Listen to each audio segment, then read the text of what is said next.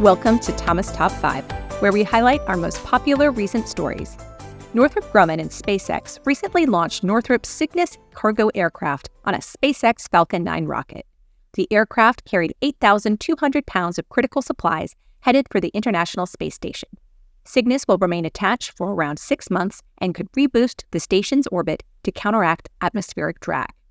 In other news, MIT just designed a metal 3D printer 660 times faster than comparable printing systems. The printer uses computer vision to adjust resin deposit amounts in real time, which means it literally watches itself print. We explore the many applications this metal 3D printer could be used for in the future.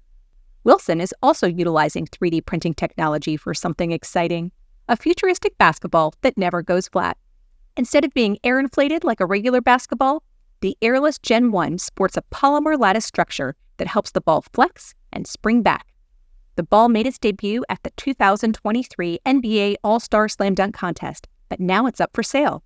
Here's everything you need to know about the making of the unique basketball and where to get your hands on it, just in time for March Madness. In supply chain news, the U.S. imported more goods from Mexico than any other country last year, surpassing China for the first time since 2002. The change provided a stark reminder of shifting economic and political currents worldwide, as well as new supply chain strategies post-pandemic. Finally, as job roles rapidly evolve to include new industries and technologies, we identified 10 jobs that we expect to gain popularity in the workforce as early as 2025. From data detective to confidence coach, which of these roles do you expect to take off the fastest?